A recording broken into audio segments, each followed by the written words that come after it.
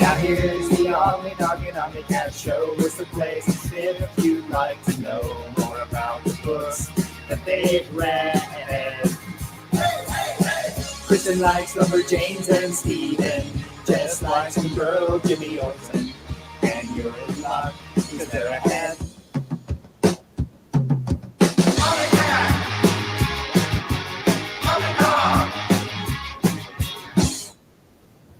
How was that? Did that work? A little bit. Oh, what didn't work? Oh, it's just so awkward sitting here and waiting for it.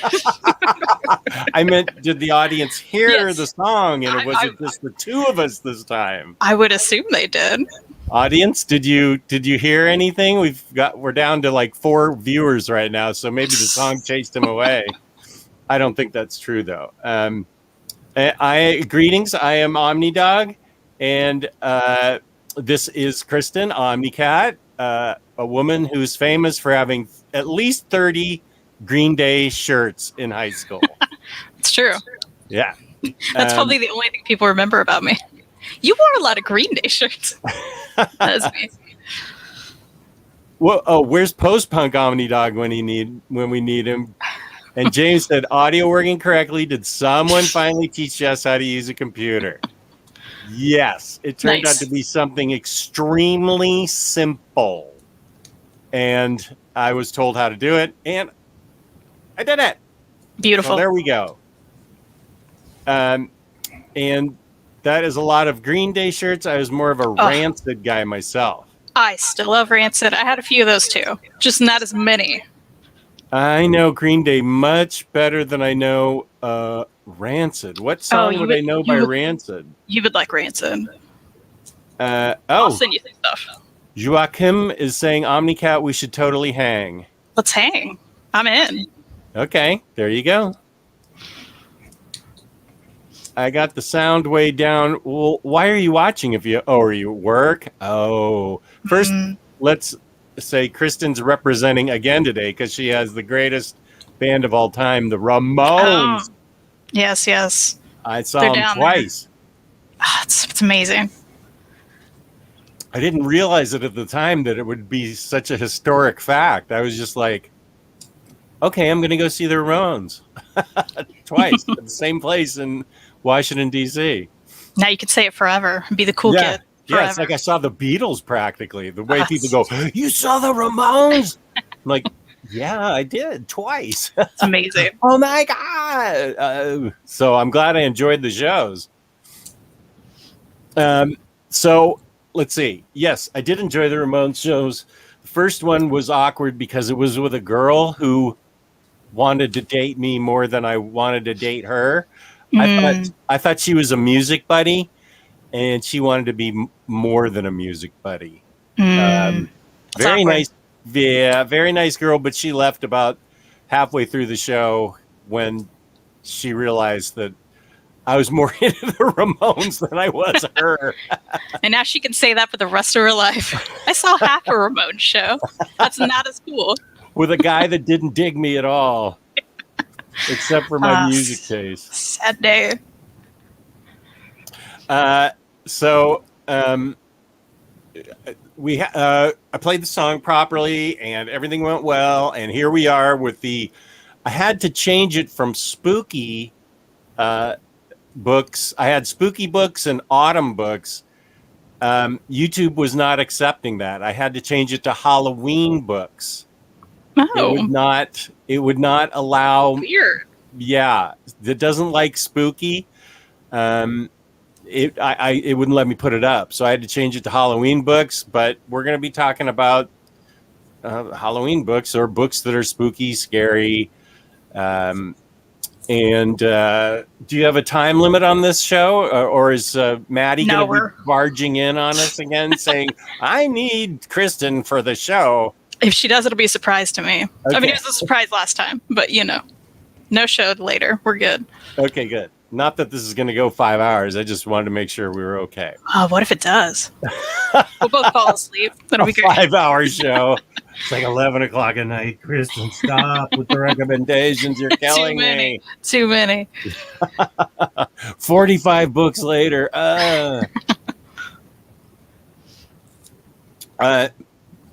Yeah, he did of OmniDog. It was not Courtney Love. At the time, this would have been 87, right before I met my wife. So I don't think Courtney Love was popular until like early 90s with Hole, if I remember properly. So I don't think it was Courtney Love that I was with. I'm sure of it. I don't remember. Oh, what was her name? I can't remember. She's sad somewhere. She's like, he doesn't even remember me. Okay, So wait. sad. Okay, it was Amy. Her name was Amy. Was it though? Yeah, it was. Stop saying You could say anything. We'd be like, okay. You said, yeah, it was Brunhilde. Yeah, no, it was Amy. I do remember. We were friends, and but that was the end of our friendship when it didn't work out at the Ramones concert. Sad day. Yeah, That's for the best, though. Sorry?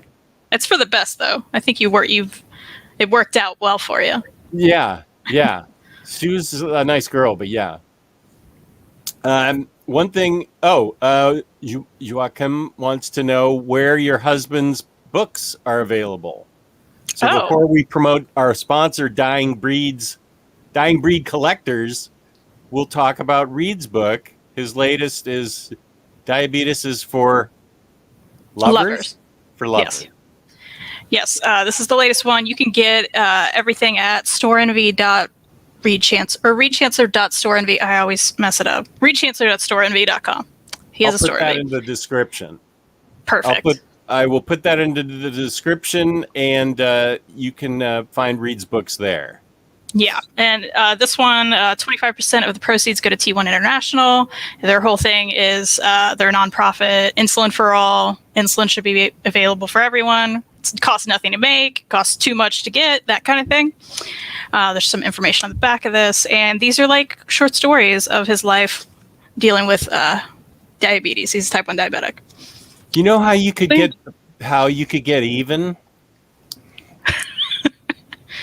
I think this is how I got even with everybody. I started when I was your age.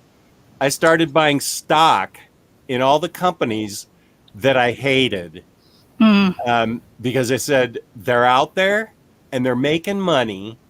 No matter what I do as a person, I'm sure you'll point out the flaw in my logic, but it was 30 years ago. So if they're going to make money, shouldn't I make money too? And so I bought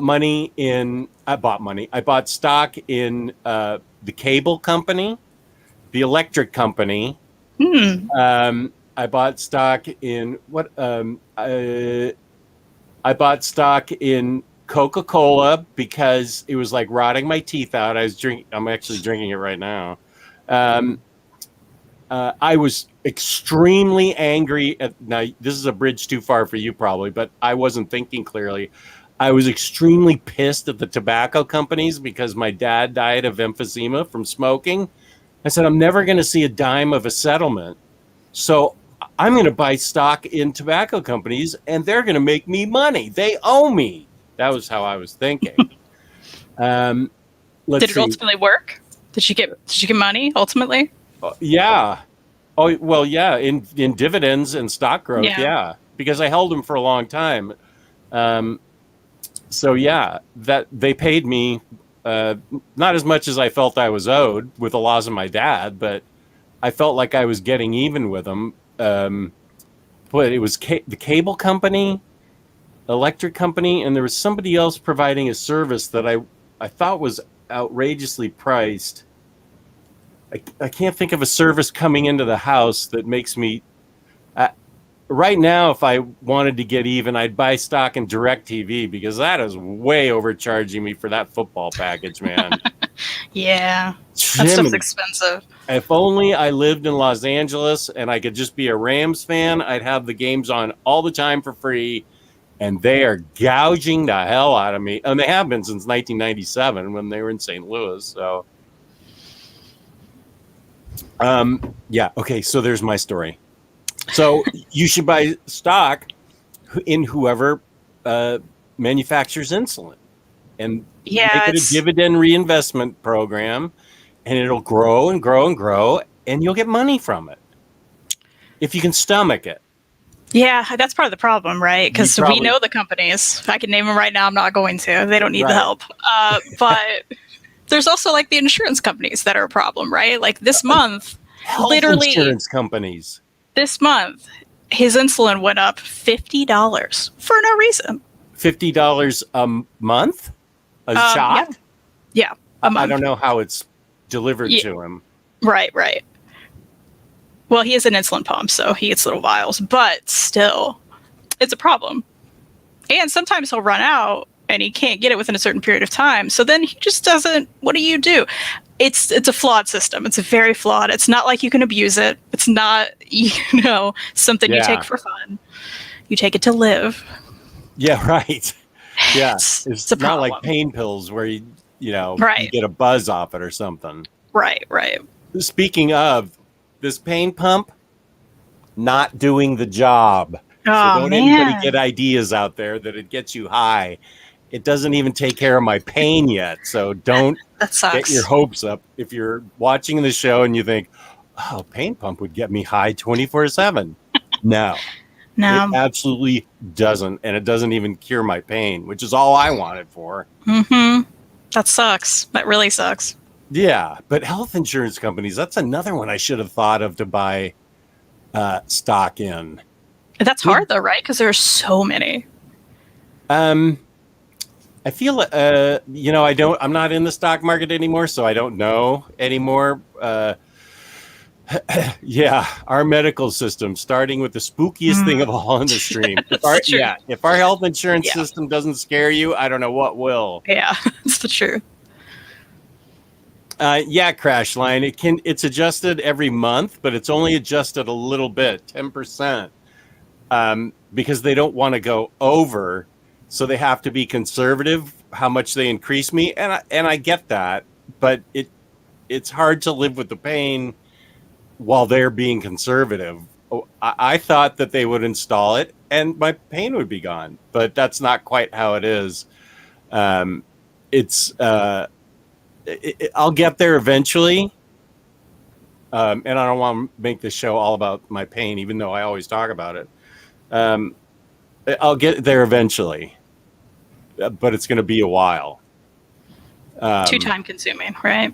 It's going to take too long for you. Well, considering I wanted to wake up from surgery and feel better. Yeah. And I felt worse. Yeah. It's a bummer. Yeah, it's kind of sucky. But is his thing inserted in him? Reed's pump? He changes it weekly. So it goes into your stomach. Yeah, okay. With like an inserter, it inserts the needle and everything, and then there's a line that the insulin and the pump is like it sits on like in his pocket or whatever. Oh, okay. Yeah, and then he can control it from there. Yeah. Okay. And okay, this is depressing.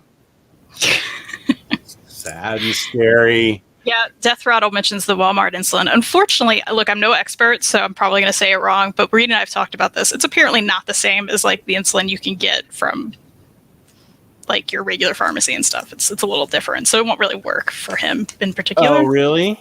Yeah.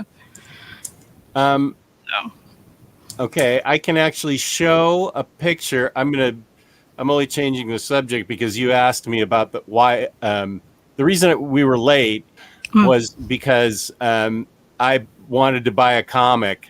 I need to blow it up before I show it. And it got extremely password protected from the site where it was being sold. It's an homage to The Matrix. And it's a book called, what did I say it was called? Good Dog? Good Boy. Good Boy. And you said it was a Kickstarter, which I didn't know. Yeah, they took it to Kickstarter at some point, at least. I think it may have been around before that, because I was trying to research it, like, what is this? You weren't giving me enough information, so. Oh, as usual, Lloyd Wong, who I should get a chunk of the proceeds because he's the one that always reminds me. Thank you, Lloyd. Wait, let me take Lloyd off, and this is like running a board on the TV. Okay, so brand banners. Our sponsor, DyingBreedCollectors.com. You have one more day to get 10% off all Spider-Man books with the code SPIDERDOG. Dying Breed Collectors, did you get your order of What If? I just got it earlier, in fact. So I haven't even opened it yet, but it's sitting in there. Yeah. I also got my order of What If, and it was the What If there's no balloons variant, right? What if there was no explanation underneath to explain what this picture is on the cover? I may save my complaint for our That Sucks episode. Okay. Which I think we should do. The code is SpiderDog, 10% off the already discounted price and on all Spider-Man books at DyingBreedCollectors.com. My comment about why it sucks on What If, and people will say, I sort of feel you're buying a whole package when you're buying an omnibus. You're buying the cover, you're buying the spine, you're buying the contents, you're buying everything. And people say, well, you're not looking at the cover. Well, when I pull it out, I'm looking at the cover. And when I'm reading it, the cover is going to come into play. I want a nice, attractive cover.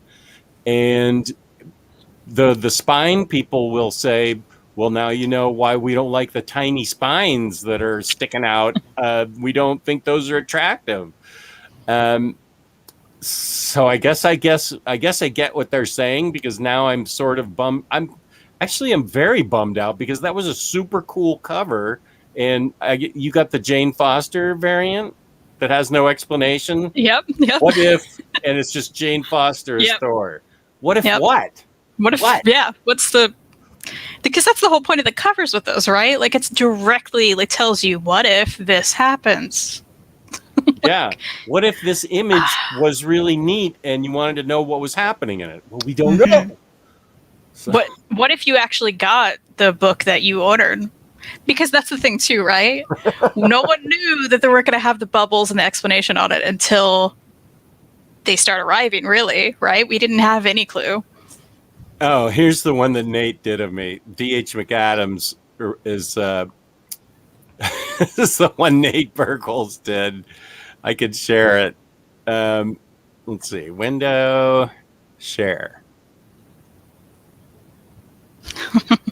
Did you see that? Yeah, it's perfect. Yeah.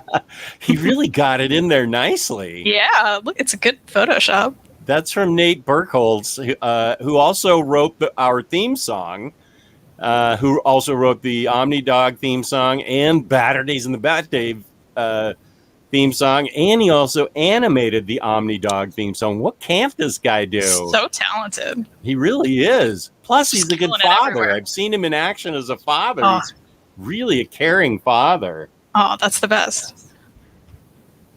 So there's Nate's work there.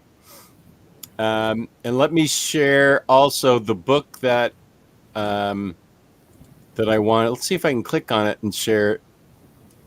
Whoops. Okay, let me try it again. The book that I was looking for that made us late is this. Nope, not that one. This one.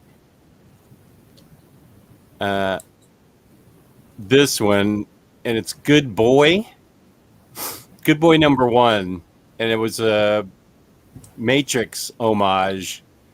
I haven't had a chance to read it yet. I just thought the cover was boss, and it went on sale at $5, and so did our show. And of course, me being the selfish person, I said, well, the show can wait. I want my comic. And so I got this. I mean, collecting over the show, I get it. That's how it has to be, right? Well, yeah, I am kind of obsessed with collecting.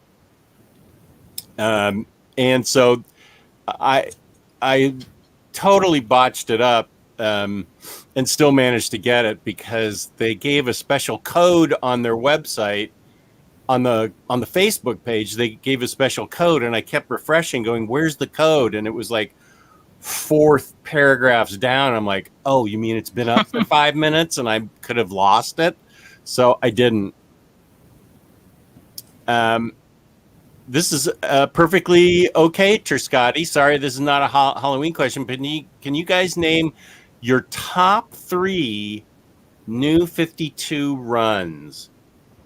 New 52. This is a funny one for me because I've read 2 New 52 runs.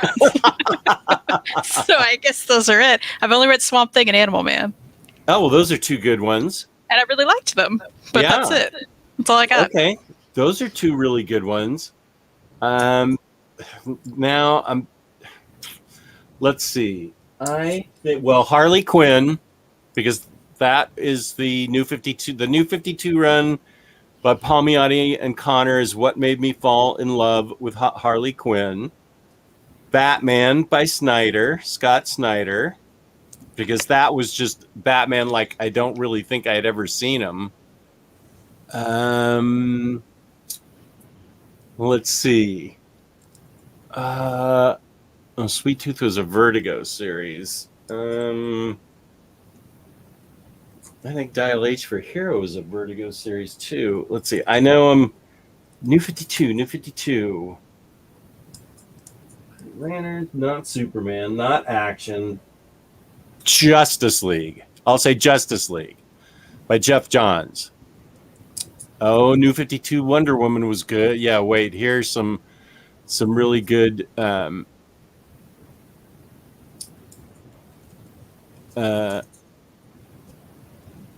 I did not find the time yet, but I did buy it as a 3-pack of Snyder movies, and so it's in my house physically now, but I will find time to watch it. I really have to. I liked Stormwatch once I read a bunch of other Stormwatch, then I understood it. Because if you just started with New 52 Stormwatch, I think you probably got really lost.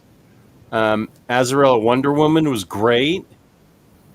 Aquaman by Jeff Johns and Dan Abnett and Jeff Parker were all great. Snyder Capullo was great. New 52 Wonder Woman, New 52 Aquaman, Lemire's Green Arrow. You've not read Lemire's Green Arrow? No. Well, I've been told by multiple people different things with that. Like either you can jump in or you totally can't. So I'm like, I don't know what to do here. All right, wait a minute. You're going to find out for me. Good. Yeah, I'm going to settle this argument.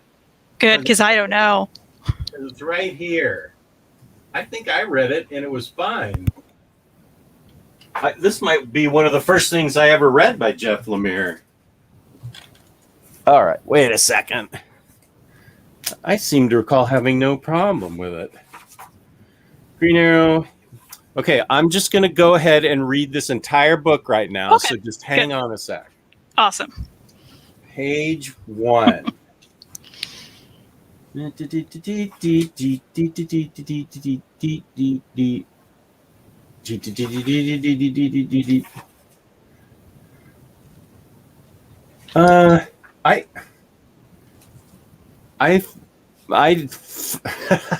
a loss for words. No, I had no problem reading this, and I mean, I knew who Green Arrow was before, but this is a completely new iteration of him. Okay. I thought it was really, really well done with remarkable art. I loved this book. I think you can go ahead and just pick it up and read it. Then I'm going to have to. I didn't have a problem with anything. Who are these people that are telling you? I don't know. It's been a while. The last time it was brought up, I don't know. I have no idea.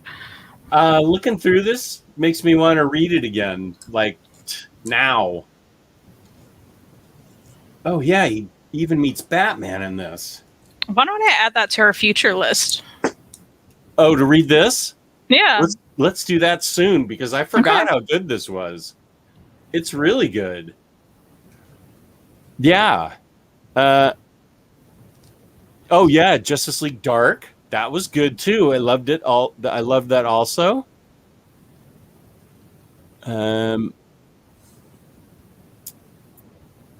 Let's see. Lloyd Wong is saying, I totally jumped right in. Oh yeah, here's one. Demon Knights and I, Vampire and Frankenstein Agents of Shade. Those are 3 awesome books, which are unfortunately a little bit hard to find now, but you could read them on Comixology or the DC app. But Demon Knights, I, Vampire, Frankenstein Agents of Shade, and there was another one of those. Shoot, what am I thinking of? There's another one not similar to I, Vampire, but I'll probably think of it. But it reminded me of it. But there's another one in there that's good. Yeah, Justice League. No, Red Hood. I'm not even going to try. Yeah, no, you don't even bother. D.H. McAdams. That's one you should not read. But you can read the Rebirth Red Hood. That's good. It's a good thing Maddie's not here. Why is that? She loves that Red Hood run. Oh, it is great until they drop the Outlaws. Then it's just another Red Hood book. But the Outlaws are really fun in that Rebirth book. Oh, I'm talking about the New 52. Oh, she does? Oh, yeah. What? Oh, my God. That's the worst. Yeah. Okay, well, good for Maddie. Everybody's entitled, blah, blah, blah, blah. Everybody's entitled to their opinion. I'm looking into the chat.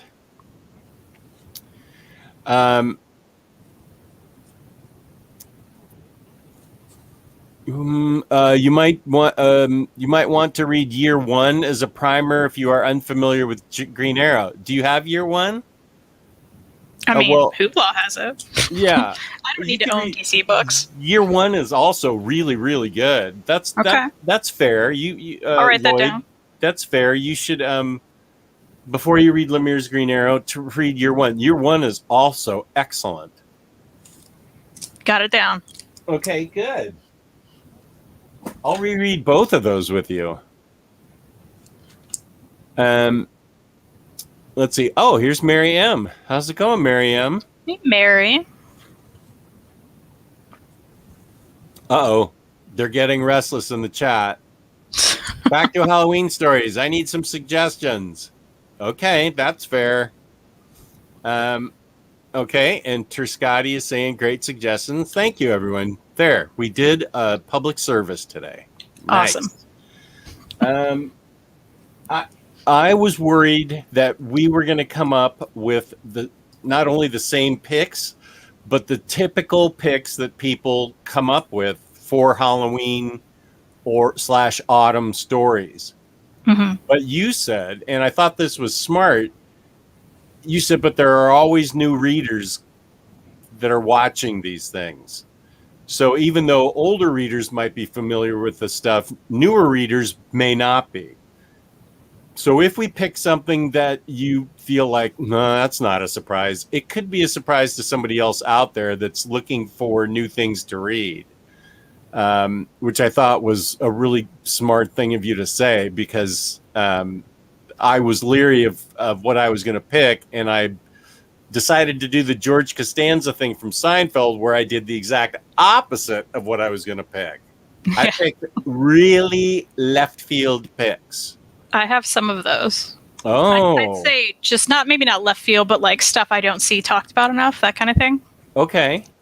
We can go over the top typical ones if we want to just start out there, because it's stuff that we both love. We both talked about a lot.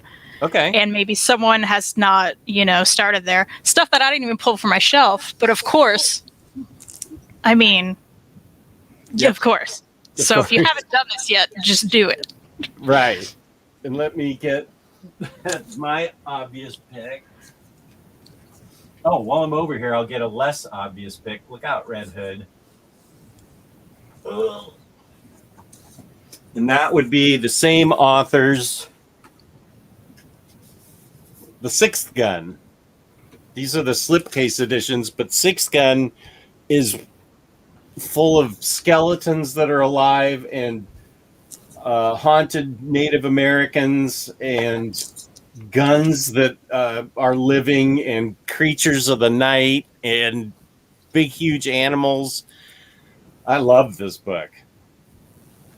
I still need to do that. These are so... Oh, I think you'd really dig these. I have all the paperbacks. I'm adding that to our list. I'll reread this in a heartbeat. Okay, fantastic. I'm happy to reread this because I'm pretty sure I read it last year, so obviously I've forgotten it. My memory's not good day to day, let alone a year ago.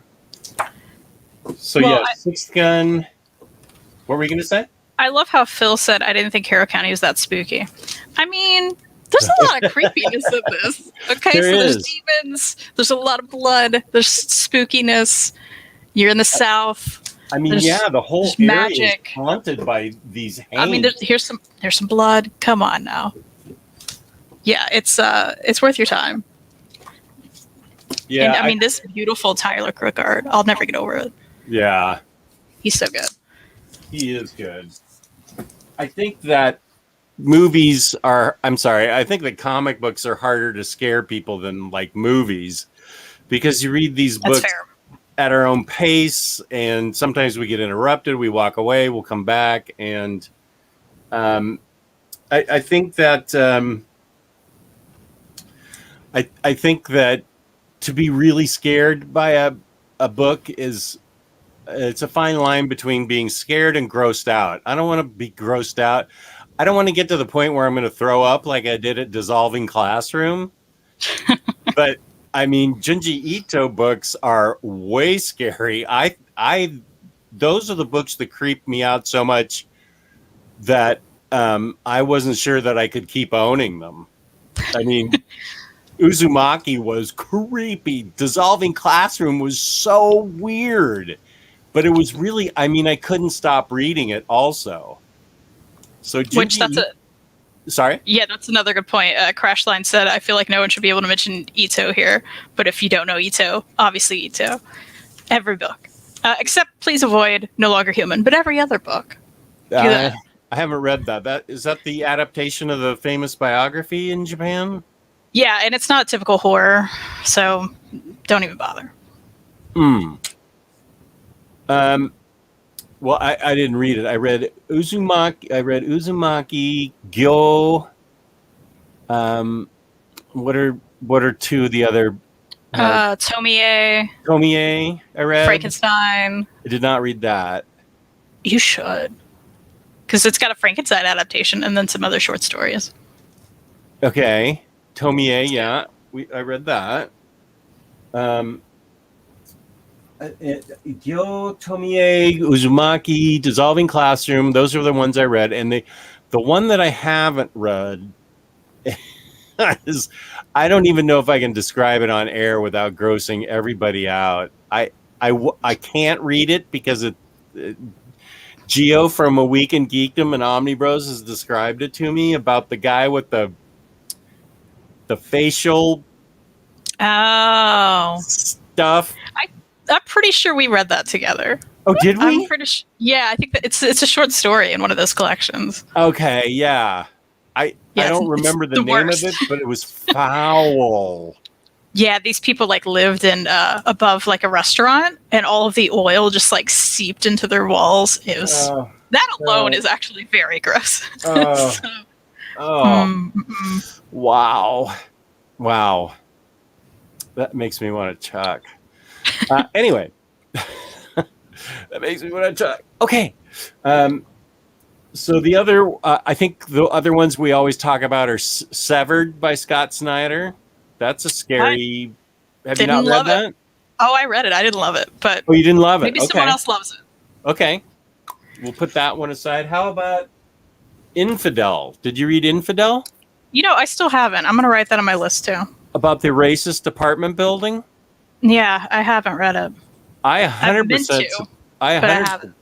100% recommend this. I can almost guarantee you're going to love this. I mean, not like, love. It's really, I'm doing it really soon, good. The idea of a racist apartment building haunted by the well, I don't want to say anything. I don't want to wreck. All I need to say is that the apartment building's haunted by racist feelings. Xenophobic, I guess, is a better way to say it. But Infidel is amazing and a perfect Halloween book. Hello, Max. How are you? You wholesome beauties. Hello, you wholesome beauties. I'll take that. Thank you, buddy. Yeah, I'll take that. So yeah, I 100% recommend Infidel. Let me just read the back. It's very short description.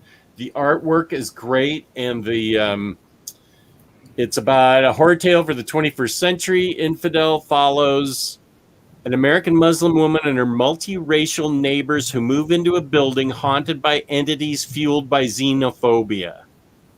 So it's shorter just to say a racist apartment building, but it's really I found it really like creepy and bone chilling. It seemed realistic almost that an apartment building could be so filled with hate. So there's that. What's another one that people always? I'd say Rachel Rising, easy. Rachel Rising, yeah. It's so good. There's witchcraft. I mean, if you haven't already read it, you have to do it. It's a staple. Yeah, I need to reread that. I did too. It's been a bit. Oh, here's a compliment. You are very cool, guys. Thank you, Jorge. Thanks. Appreciate that. Max, I am very well. Thank you, darling. Max is feeling sassy today. I'd say also Nail Biter. It's another one you and I mentioned a lot. Yeah. Sheets, of course. I love Sheets and Delicates. It's the perfect, get both of them. It's the perfect, like, fall Halloween mood. It's not scary. It's not supposed to be, but it's lovely. It'll get you in the mood for the fall. Yeah, and you'll have the chance to read something brilliant, like super brilliant. Very true. Joe Hill's, did Joe Hill write Lock and Key? Yeah, that's another one. Yeah, Lock and Key is what a lot of people always say. Love that one too. Also, Basketful of Heads by him is a good time. It's just fun nonsense. Yeah. I have, let's see, I thought I had, there's something, The Dollhouse I haven't read by him yet. But he put out Hill House, like 4 books on DC that I need to look at those again because I read 3 of them. I haven't read Dollhouse, but I thought all 3 were well done. They're in the other side of this wall, so I mean I can go get them. But but I think Joe Hill's famous for is Lock and Key, which I found there was a couple moments in that book where my heart didn't stop, but I went, "Oh no!" The thing I'm like shouting at the characters, "Don't do it! The guy's gonna look." So, Dollhouse Family. Oh, okay, that's by Mike Carey. Thank you. Joe Hill presents. Well, I love Mike Carey. Let's see who corrected me on that. Okay, very good, Paul Baker. Thank you. Okay, Dollhouse Family was by Mike Carey. He is good. Okay, I'll correct you. There's only 1 R in Mike Carey. There, we're even. But I'm saying that in a loving way, just as a joke, because that's the book. And if it's by Mike Carey, I'm going to read it. He's great. He wrote The Unwritten and some other things. I feel like he's an unsung. He doesn't get enough praise, Mike Carey. Oh, I hope he doesn't get a hashtag or something. I really love his stuff. I hope he's just minded his P's and Q's. Now that I'm thinking about it. We hope everyone's not a terrible person. Well, so. yeah, that's true. So we hope that for everyone. Yeah. Crashline mentioned Sheets is having a hardcover due out this month. It's actually been pushed back to October, but it is coming out due to production issues because we're all having that again. So Brenna did announce that. It's October 12th, I think. Are but you it's getting coming. that? Oh, yeah. Yeah. For no reason? Absolutely. For no reason. I'm keeping my paperback and I'm getting that. Yeah. Right. Another book that people mention is Jeff Lemire's Gideon Falls? Yes. Thank you. It's like we connect. Yeah. We're here. We got it. Right on. Gideon Falls, genuinely spooky. I think it's genuinely spooky because it has weaved it's a small world, but it's very rich. And it's got it feels like a couple of dimensions to it almost, where things are happening in there that that you don't see coming. You're like, I think there's a lot of people, I'm not one of them, but there's a lot of people out there who are like, who can see things coming in a book or a movie. I'm not one of them, and Gideon Falls is just way beyond my ability to try and see something coming. I'm just like, whoa, where'd this come from? How do you even think of this? And it's amazing. And I haven't finished it, although I've got all the trades, because part of me wants to, I'm almost sure I'm going to upgrade, even though I promised I wasn't going to. I was just going to say, I know you're doing it. Hardcover's coming out I think it's this month, right? I think it's this month. I said, there's a book that I read the other day and I presented it on OmniBros, and I said, yeah, Kristen browbeat me into reading it. And they said, what's that mean? And I said, she asked me to. And they just laughed at that. Like, she said I should read it. And I go, okay. You don't remember what it was? It's something that actually I can look on Goodreads. It was something that I read really recently. Let's see what I've read really recently. My books read. Oh, and we can get an update on how far behind I am. No, I don't think you said I should read that. No. Oh, did I tell you I read Genderqueer? No. Did I ever tell you that? Yeah, I really enjoyed it. Yeah, it was really great, right? I'm glad you liked it. It helped me a lot to figure things out in the modern world. Yeah, it's really good. It's a great memoir for people watching. It's really good. But that also brings me to another two good, not spooky books, but thriller books, and that's Devil's Highway and Bad Mother. Those are both books. Devil's Highway is actually spooky because it seems real. It's one of those books that is a comic book, but it's scary because you can actually see that it could happen. Stuff happens in it with truckers and a network of serial killers. And it seems awfully real to me. Like, that's a very Big Sky. Do you know that show? No. What's that about? So good. One, okay, it's on Hulu. Okay. It's a great thriller. There's a trucker involved, and he starts kidnapping people, and there's murder, and there is a whole inner network of like way beyond what we would. It's just, I can't even describe it well. If you like thrillers, it's so freaking good. It sounds Check it out. Great for me, but no so way good. would my wife sit through it. It is an ABC show, so it's not like that brutal. Oh, okay. But it's still kind of brutal. Yeah, it sounds like it. Yeah, Devil's Highway is like that. I highly recommend that. Wait a minute. What do I? Mary's got my back. She said you will love Big Sky, Jess. It's so good. Oh, it is. It's so good. Nice. Okay.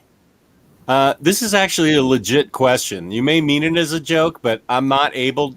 it's hard for me to watch really scary movies when my wife isn't home. Yeah, I can read horror books when my wife isn't home. It's just really scary movies. Just a couple of movies that I've watched before. I think it was it in? Are you a horror food? Grief. Are you a horror movie fan at all? You know, I don't watch many, but I do like some. So okay, I feel like thrillers more than anything. But yeah, and Max is saying it's not a joke because I think he knows that I'm not able to watch like Paranormal Activity. I called my wife home early from work to come back to the house at 3 p.m. in the afternoon. I mean, that one's definitely creepy. My daughter was already at college, and I was sitting with the dog watching this, and I was like holding the dog. The dog was squirming to get out of my hands. Like, well, you're not going anywhere. You stay right with me. I think I can read scary books, although I will say, and the Minister of Comics and I are going to review. Did you hear what Eddie Gein done? And that's not a horror book. It's a true life crime book. That's disturbing to That's the a horror max. Book. That's still a horror book. Wow, is that disturbing? I mean, okay, yeah, that's a horror book. That's a true crime horror book. Yeah, most true crime is horrible. Yeah. Yeah, this. I don't know that I can keep it. I mean, I'm going to keep it through the review we do, but it's so. I don't know. It was really hard for me to read.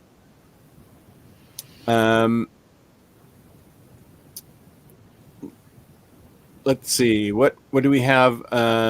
Somebody asked about Hellblazer, I think. Yes. Cy Spurrier's Hellblazer is really good. It's the best Hellblazer since the Hellblazer run. Finished at issue 300. I'm a huge Hellblazer, John Constantine fan, and nothing, New 52, DCU, Rebirth, nothing came close. And some of it was a joke. Although in JL Justice League Dark, he always seemed to be written really well. It takes somebody that I think really understands John Constantine to write him well. And Paul, you're exactly right. Cy Spurrier writes a great Constantine in his Hellblazer. And it's a joke that got canceled after 12 issues. That is a crime against comics humanity that got canceled. I was really bummed that got canceled. Let's see. Gideon Falls. Hi, OmniCat. And hey, Tolga, how's it going? Oh, Tolga, hey. I read both the Minister and I read that anthology you suggested to me. We both read it, and it'll be in our Ed Gein review. We're going to review that and Did You Hear What Eddie Gein done? So thank you for the recommendation.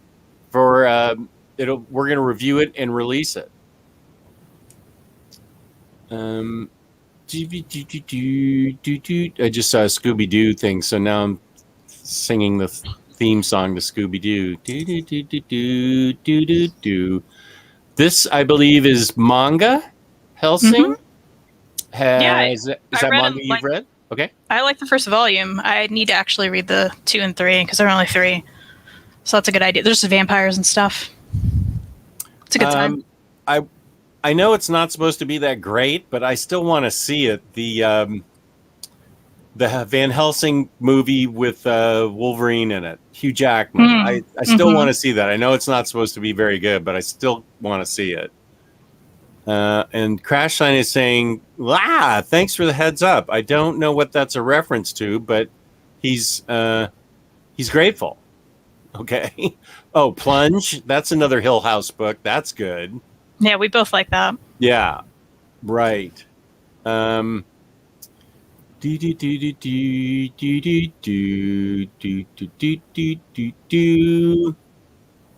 Me You Love in the Dark is so good. I don't read weekly comics, although I do have something by Scotty Young as a suggestion when we get to our actual suggestions, which we will, and I'll put it in the the topic. I'll put it in the description when we get there. But we've been talking about horror books, so we actually are talking about our description. The Me You Love in the Dark, how many issues is that up to? 1 or 2? I think it's pretty early on. I want to read that too when it comes out collected. Yeah, he is another guy that I'm really pissed at, that he's so talented that he can write and draw like Chip Zdarsky and those guys. And Paul Baker is saying, Tolga, it was my very first Hellblazer run, read it in singles, and I was pulled in right away. The very end does pull on earlier runs because of continuity, but I was fine. It made me buy the older runs. Right on. Wait, I saw... Ooh. Oh, Baby Teeth. Baby Teeth's good. I have that. That might be... Dark Ark is also good. That's by Cullen Bunn, and Baby Teeth is by Donny Cates. I still have those. I think these have come out in deluxe editions, but I still have them in trades. Baby Teeth is basically like Rosemary's Baby actually happens. This baby is just demonic and gets delivered to this family, and it's quite horrific. It has 3 volumes, I think, so far, and it's very spooky. And Dark Ark is what if all the creatures that Noah didn't get, what if all the mythical creatures that were put on a different ark so they would survive? The sort of demons and stuff from demons and monsters, the unicorns, things like that. What would happen if they got an ark of their own, separate but similar to and at the same time as Noah's? I think this is one of Cullen Bunn's better books. I won't say it's his best because that's subjective, but I will say it's one of his better ones. I thought Dark Ark was very creative, and the art is really good by Juan Doe. So I can highly recommend that as a Halloween book. Do you have some things that... Oh, and he did say Dark Ark. Okay, right. I love Spurrier. Definitely reading his Hellblazer this weekend. Good. Yeah. Mm-hmm. Wait, where's Hayden? Somebody's referring to Hayden. I didn't see him. Let me welcome him. Jess, are you going to watch Halloween Kills on Peacock? I don't know what that is. What do you know, Kristen? I don't know. Hayden sends me the best memes. So funny and creative. Let me show you one that he we never found this show's all over the place because of me. I'm sorry. We never found the book that let's see, my books. Where's the one you mentioned? Yeah, the one that I said you browbeat me into reading, which you didn't really. This is books I've read, but where's books that I am reading? Oh, right. See all. Okay, because I update this like all at once. Okay. It's not happening, right? What's a book you recommended recently? I mean, you did finally read Tea Dragon, and you loved it, and I kept telling you to read it. So. Oh yeah, that's. I don't feel like you browbeat me, although you did sort of browbeat me into that one. And you loved it, so I was just so right. Which, by the way, your review video is fantastic on it, although it's lacking the credit for me. So I'm just saying it was great until the part where you didn't mention me at all. I am so sorry. I apologize for that. It's like, wow. I was like, man, we're like 5 minutes into this. He hasn't said my name once. What's going on? What? I believe suck. Oh man, I suck. I am so sorry. I should have led with your name. You're so right. I mean, the first word you said should have been my name, to be honest. No, you're totally right. I fully dropped the ball on that. I'm so sorry. That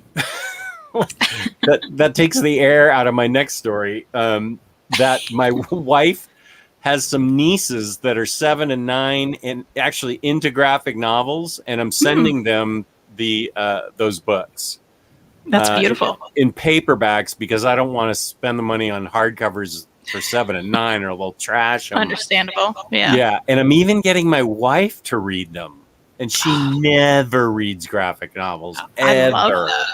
Love that. Yeah. And I because I wanted her to tell me well, I don't know, that it was okay for 7 and 9-year-olds. I think it's fine for any age. And I just saw your review for Cat.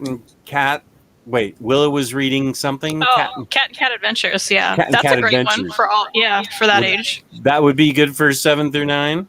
Yeah, totally. And Willow just likes boxes, doesn't she? Yeah, that's right. She just loves climbing into boxes. Yeah, she's all about that.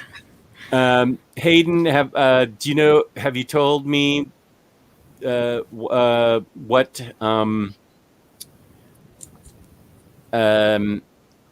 Halloween Kills is about? And wait, here's a weird story from OmniBuddy. That Eddie Gein book will be my dad's first comic that he will read, since Ed Gein would come into his store as a kid and buy refrigeration ice from him.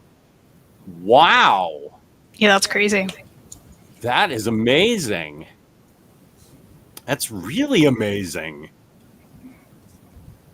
And kind of scary. Yeah, what do you need that ice for? Yeah, really. Hey, kid.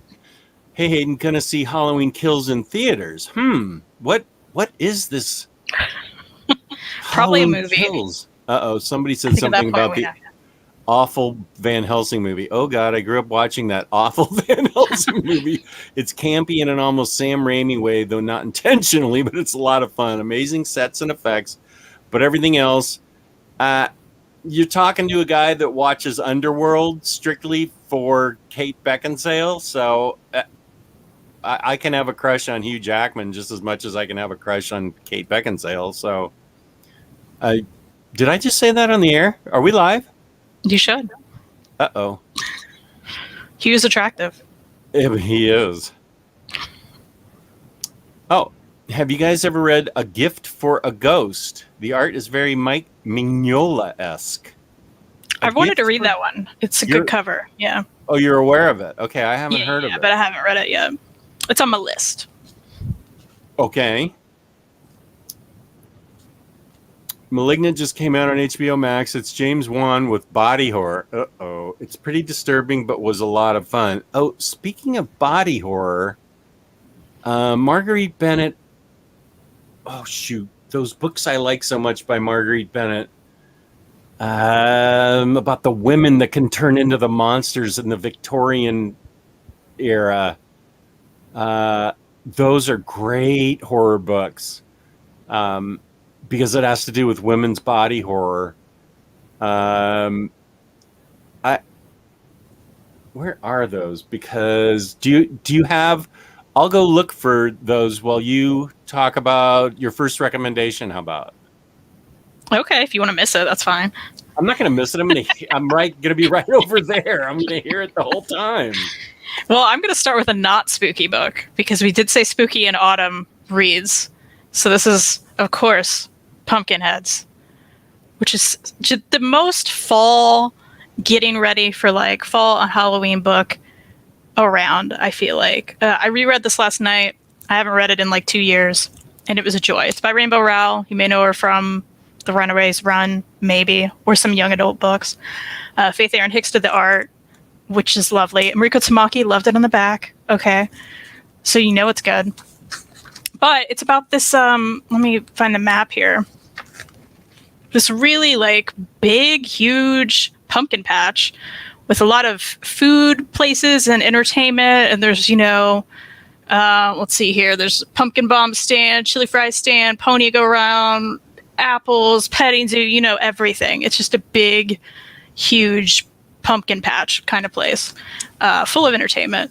And it's all set in one day, and it's the last night that these two characters are working at the pumpkin patch. And they've done it every year during their, every year they've been in high school. And they're finally going to graduate, and then they're going to move away to college. So it's their last night working there ever. And the guy character, he has had a crush on this girl who works at the fudge shop, but he's never talked to her. But he loves her so much. Is that the girl with the 2 buns in her hair? That's his best friend.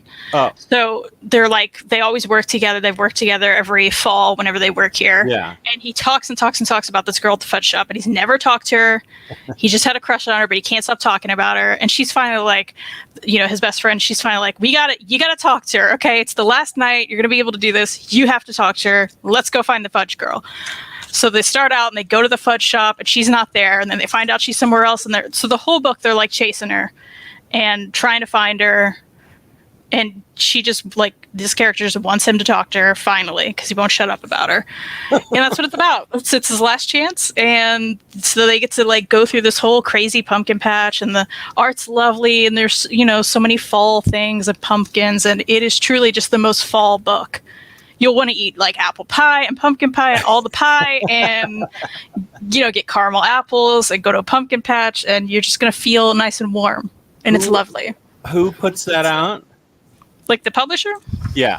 For a second. Why didn't I know? I don't know. I didn't know.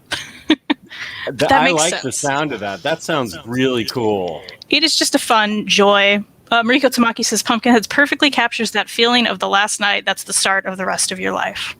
Oh. And the book I was thinking about from Marguerite Bennett is Insects. Which sounds like the opposite of Pumpkinheads. So... It's very creepy, body horror-esque, but it's empowering type of women taking control back in the Victorian era, and I loved it. I think that was the first thing I ever read by Marguerite Bennett, and it made me a fan of pretty much all her work. I felt like Bombshells sort of petered out at the end, but I loved the first 3 trades of that. Yeah, so I can recommend Insects by Marguerite Bennett. I have books about fall. Where are they? Here they are. I have no idea if these are in print. But every time fall comes around, ever since I was a teenager, maybe more since I moved back here, and fall, because in California where I lived, it was just the same season all the time. And so here in the East Coast, I got the change of seasons for the first time, and I got into Ray Bradbury in a big way. And every time I think of fall now, October especially, I want to read a Ray Bradbury book. And I've already read them all 17 times, but they're the Ray Bradbury Chronicles as graphic novels. And I don't even think this is all of them, but they're adaptations by famous writers, famous artists, and these were put out by NBM. So I don't know, and it's some of his most famous stories that are adapted, like The Veldt and Homecoming, There Will Come Soft Rains, Come Into My Cellar, Rocket Summer, and The Locust. So I feel like now this one's a hardcover, but the rest of these are trades. And October always makes me think of Ray Bradbury. He was my favorite. He is my favorite science fiction writer. Even though The Simpsons disses him in one of their early seasons, Martin disses him heavily, and I thought it was funny. But if you can get your hands on these, I don't. If they're out of print, I doubt they're very much money, because I don't know how popular these were, but they're really worth picking up because they're really good adaptations of his work, and they make me think of fall, and the pumpkin patches, and the air turning crisp, and the leaves falling, and the crickets that are out there that you hear chirping at night. And when one comes into my house, my wife freaks out because she hates crickets, and I have to go around with an empty tennis can and capture them and throw them out because they're too hard to kill. And I couldn't kill a cricket. It's too big. It's like a creature. But she's scared to death of crickets. So there's a little OmniDog family trivia for you. So the Ray Bradbury Chronicles, I highly recommend them for that feeling of fall, like pumpkin heads. Well, I'll tell you what, if they are hard to find, I'm going to hear about it later when my dad watches this. So, is he loves Ray Bradbury. Yeah. Oh, your dad's so awesome. I forgot how awesome your dad was.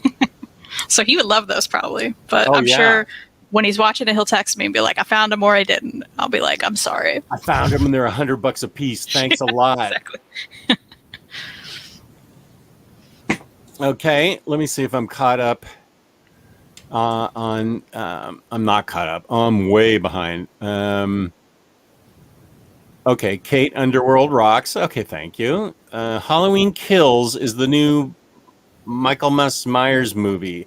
I don't watch those Halloween movies. I'm not into slasher flicks. I'm into jump scares and things unseen and the occult, witches. I'm not really into slasher flicks. And here's Farhan. Nice. 6 a.m. Saturday. What a way to start my weekend. Oh, what a nice guy Farhan is. Peace and love from Malaysia. Yeah, good morning. Yeah, always like hearing from you. Van Helsing has Kate Beckinsale. Okay. I haven't read Outcast, so I don't know. Have you read that? I read like one volume years ago, and I don't remember it, of course, so I'd try it again. Okay. Yes, I was talking about insects. Thank you. And lots of people know that Kate is the co-star in Van Helsing. All right. Thank you. Came in time just for the first recommendation. Good timing, Larry Phoenix. You mean Phoenix? Oh, is that how you say that? Oh, okay. It's also Gein. It's what? It's also Ed Gein. What did I say? Gein. Oh, I've always had trouble with that. It's Ed Gein. And there was a punk band named Ed Gein's Car. And so you should know, right? Back then I was calling it Ed Gein's Car. But okay. It's Ed Gein, which I've been mispronouncing for 40 years. So Ed That's a good name. Do you know why? Good band name. Yeah, do you know the story behind Ed Gein's Car? Yeah, unfortunately. Okay, yeah. And I have a bunch of singles from them, and I have to pull out my little 45s and find out. That's where most of my punk music is on singles. Lloyd and I win a prize. High five, Lloyd. Oh, why? Because you guys came up with insects? All right, cool. What's up, Omni Animal Shelter? Just finished my workday. Excited to listen to the stream on my drive back home. That's Ben Uncles. I haven't heard from you in a while, Ben. It's good to see you in the chat. Hope you're enjoying the show. Not sure if it's been collected yet, but I just read The Autumnal from Vault, and it has a great creepy autumn read. I actually have that upstairs. It's by Kurt Busiek, I think. One of those creepy small town with something sinister going on stories, which reminds me, Something is Killing the Children is coming out in a deluxe slipcase. Something is Killing the Children is very spooky, and that's also a great book. It's great. I made my dad get it. Something's Killing the Children? This. Yeah. Yeah, I made him. You browbeat him. Yeah, that's right. I need to pull The Autumnal out. Good, it's an autumn read. All right, I have had that forever, and I just never seem to get to it. But now that Ben has said that, I will. For some reason, the only comic Paul says the only comic I personally really associate with fall is Calvin and Hobbes. I associate them more with wherever Calvin lives. He has awesome winters that are just 10 feet of snow, so he can set up all these snowmen that he does all these terrible things with. So I think of him more for winter, but if you think of him for fall, that's cool because I guess Watterson's from Cleveland, so they do get massive snows there and big and a lot of leaves falling and stuff. So that's cool. Crashland. Oh, sorry, I didn't mean to interrupt your chat there, Lloyd. What are your two's favorite horror movie, and is it Problem Child 2? Wasn't that the one in the Cape Fear? Is that what the movie they were watching when Robert De Niro was stalking them? Am I right, Max? That they went to see Problem Child 2 at the movie theater, and De Niro was right behind him smoking a big cigar and laughing really inappropriately. Ghosted. Very good books. Crazy Jane. Nice. Hey, OmniDog. I've seen Hereditary, but I have not seen Midsommar. It'll mess you up both on Prime. Okay. I have seen Hereditary, and it did freak me out. Wait, what is your favorite horror movie? Did you say? I did not. My favorite horror movie. If we're going to go on what freaked me out the most as far as horror goes, it would be Insidious. Are you familiar with that one? I know what it is. I haven't seen it. It freaked me out. Yeah. And then Don't Breathe, which I watched with Chad OmniDog's wife and on the horror review show. That one affected me physically the most, as my pulse was racing for a couple of hours after I watched Don't Breathe. I'm more along the lines of like Cabin in the Woods and Tucker and Dale versus Evil. Oh, I need to see that. That's supposed to be such a funny movie. It's so good. You have to. Yeah, I really need to see that. Yeah, Sideshow Bob did a great job in the Simpsons parody of Cape Fear. The Strangers scared the hell out of me. The Strangers. I don't think I know that one. Is that I gotta look it up too. I think I know that one. Okay, look it up and tell me what it is. Let's see. Oh, there's Oxmeat Pete. What up, buddy? And Larry Phoenix. Don't know if this is a Halloween book either, but I highly recommend These Savage Shores by Ram V. I love that book. I think that's a Halloween book. That's definitely a Halloween book. Yeah, good recommendation. Yeah, I've actually seen The Strangers, which is weird because I haven't seen a lot of horror movies. A young couple staying in an isolated vacation home are terrorized by 3 unknown assailants. It was creepy. That sounds too scary for even me. It wasn't a good time. Oh, we have the Minister of Comics in here who said Ed Gein even said he pronounced his last name either way. I mean, So he also just murdered people, so he can say whatever, right? Yeah, he's kind of a flexible serial killer that way. He could go either way. So you like more Tucker and Dale type stuff. I like besides Paranormal Activity, that for some reason occult movies flip me out the most because it's a feeling of the unseen. When you've got an unseen entity doing something to terrorize a family or a couple, as in the case of Paranormal Activity, that's what flips me out. When you can't see the thing, and especially if it's some demon that's been chasing after her since she was a kid. I mean, I don't know, that was a good movie to me. It freaked me out. I liked it too. It was very freaky. Awesome. What are your do you have another pick you'd like to share? Sure. Let's go with Mooncakes.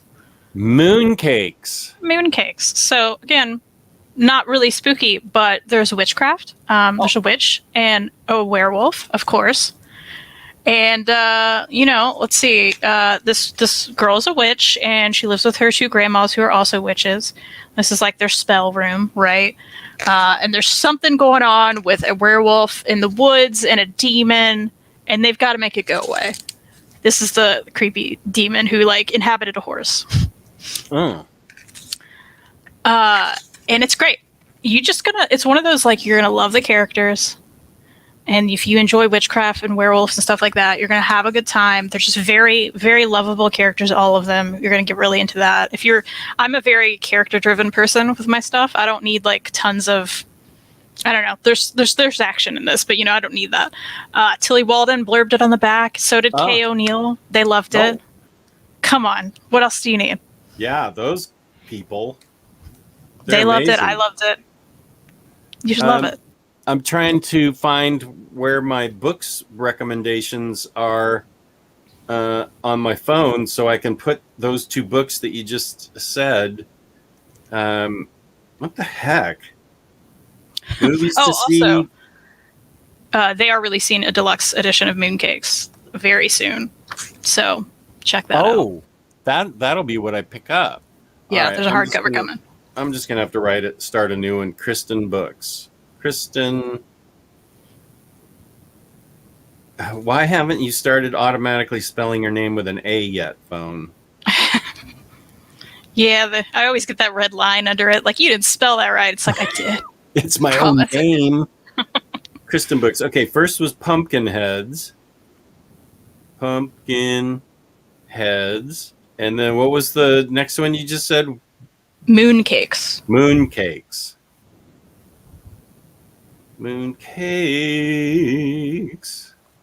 Okay. Yeah, that's what I meant. Mooncakes. Okay, then the next one I'm going to recommend is a book that I read in trade paperback, and I'm currently selling, so you can... Oh, heck. I just tore a flipping fingernail trying to open this because I just got the deluxe of it, swearing that I wouldn't, but I caved. I'm a shut. You also once said you just like you were never going to upgrade, and you were like going kind of digital, and you know. I have and then all the you'd never digital buy single services issues again. You never even buy single issues again, and then you push back the show to get a single issue. I mean, we don't really know who you are. I'm a liar. That's I'm right. a lying liar who lies. Middle West. I bought the deluxe edition, and if you want to buy the 3 trades from me for $15 bucks plus shipping, you can. First of all, this thing has. I'm going to highlight myself just so I can show the art real quick. This has crazy good art with a really good, really great story. Let me pull back a little. There. My mic was getting in the way so you can see it. For most of his life, I'm just going to read the back as I usually do.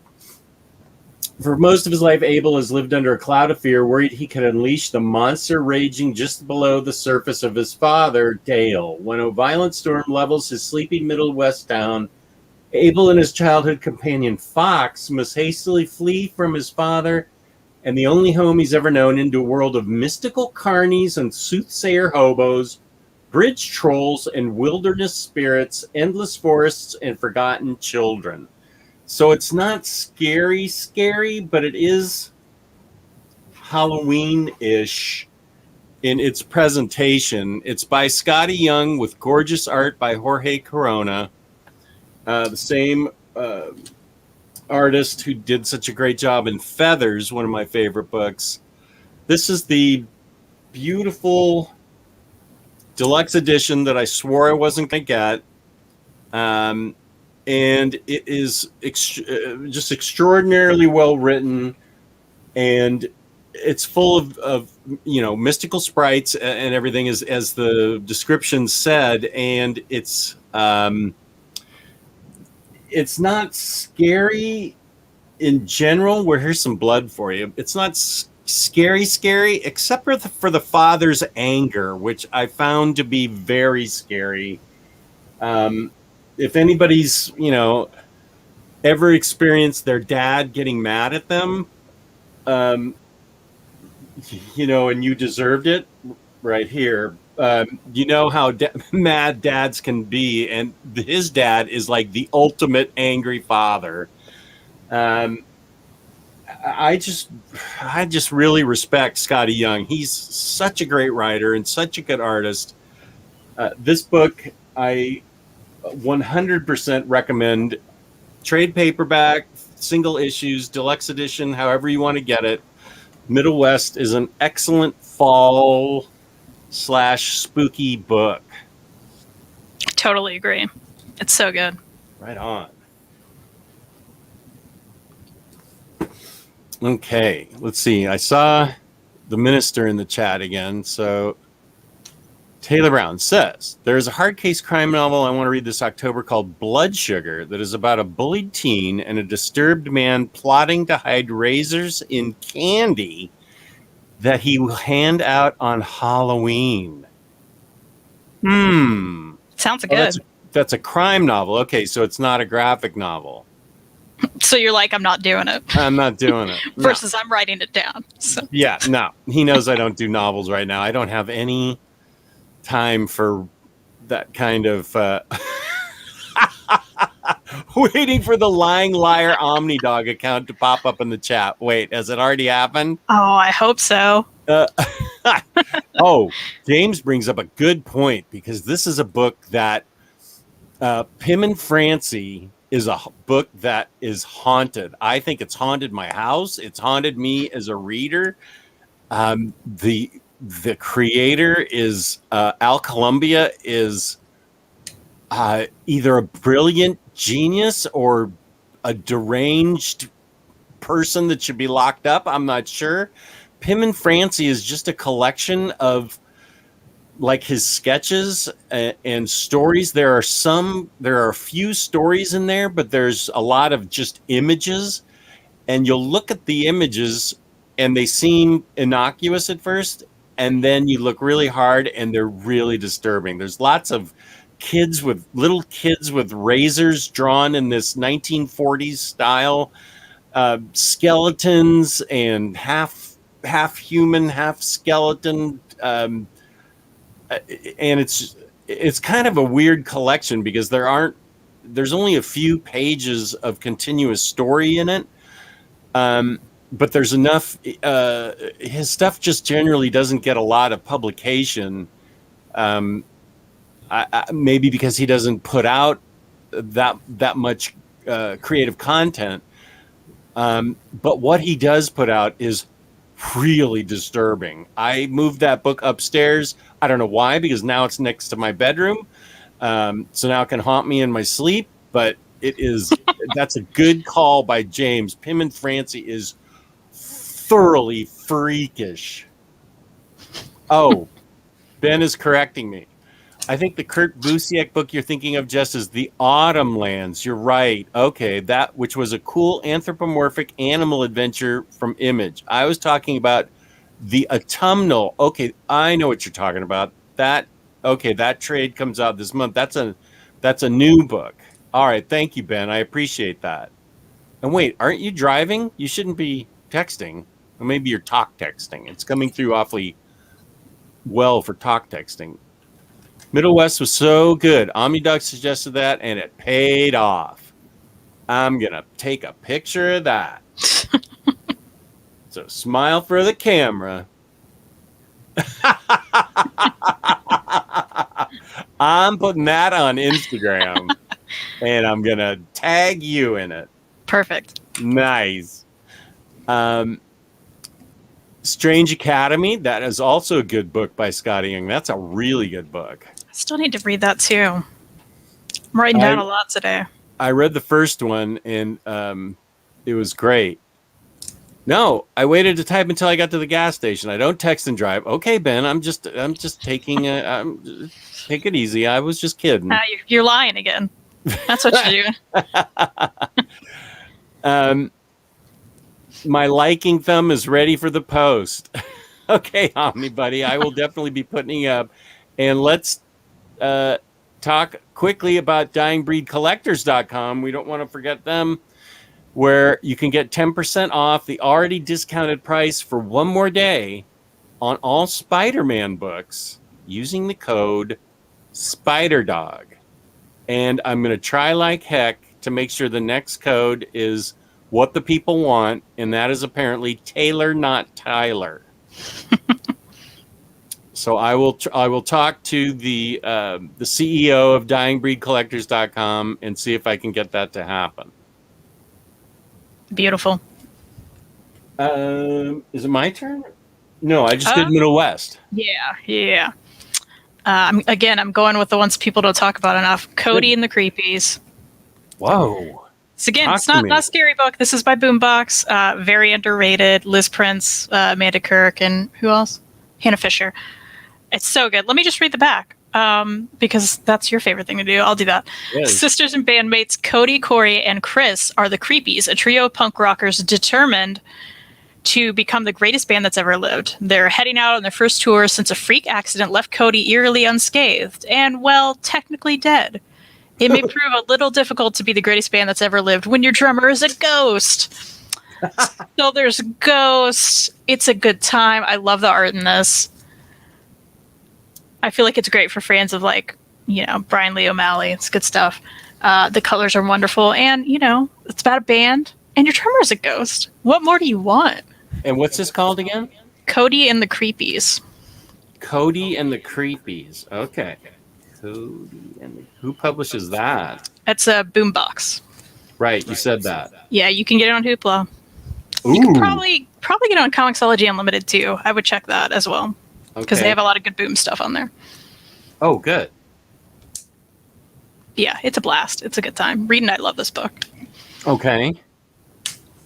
Lloyd brings up another really demented book that's good, and that's Ice Cream Man. Yeah, it is demented. That is twisted. It's really twisted. It is a good time. It's very twisted. And Larry says, a great ongoing horror title I'm reading is Batman Reptilian by Garth Ennis. Oh, Garth Ennis writing a Batman book. It has some of the most beautiful art I've ever seen in a comic by Liam Sharp. Liam spelled backwards is male. Okay. It Love is. That.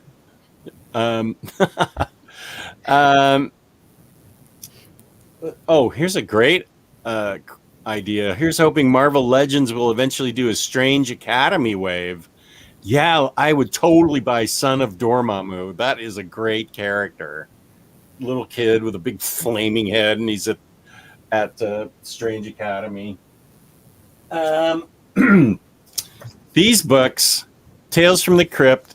Now, these are hard to find. Some of them, these are hardcovers. Tales from the Crypt, Vault of Horror, Shock Suspense Stories, Weird Science, Crime Suspense Stories.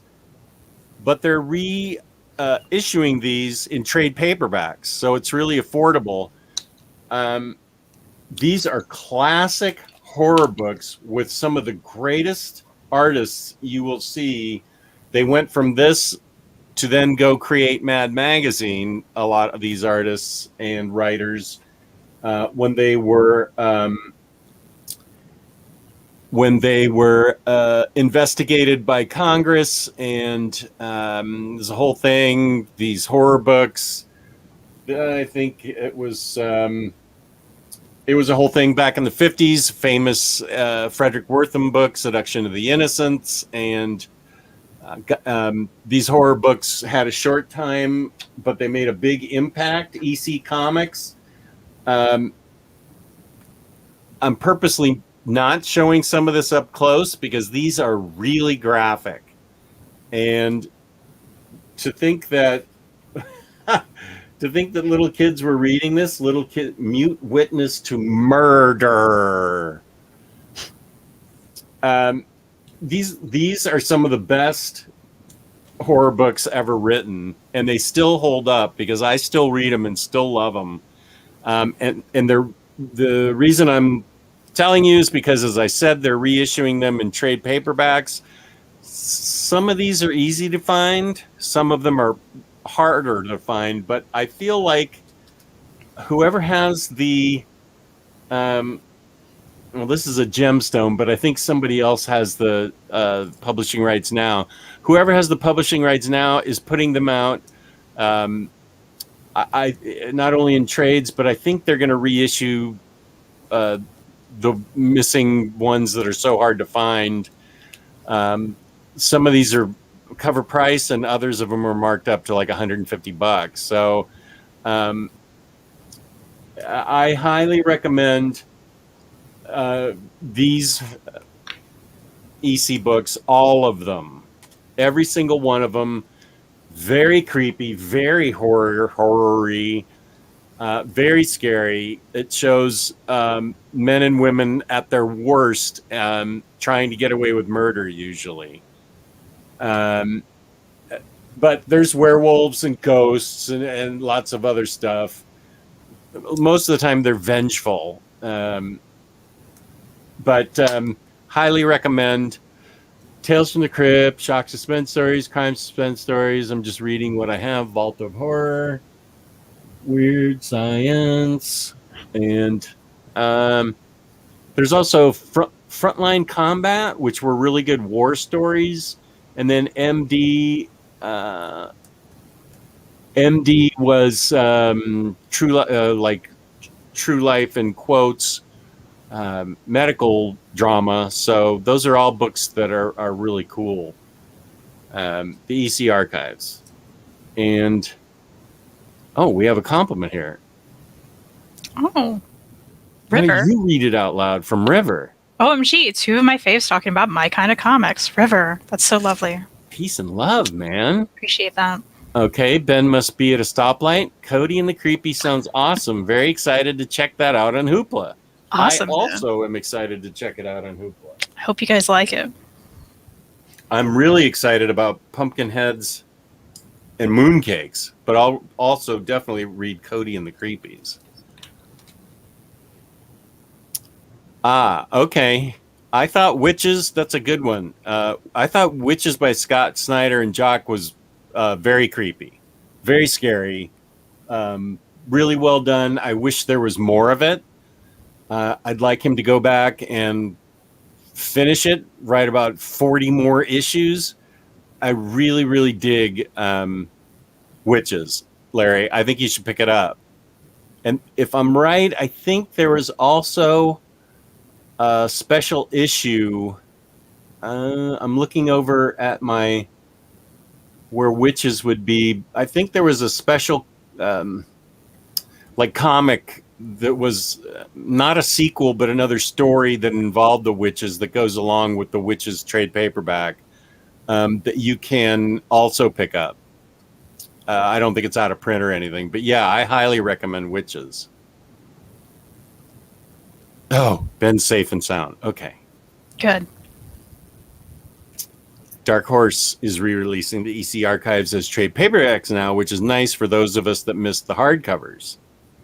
Oh, you mean these? Now you're just rubbing it in. I'm flexing.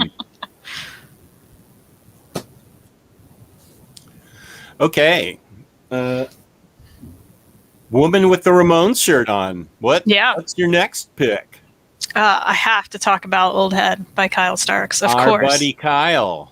Of course. Oh, he's our buddy now. I see. Maybe news to him, but I'll let him know. I'm glomming onto him too. I'll just read the back because it's a wonderful description of this.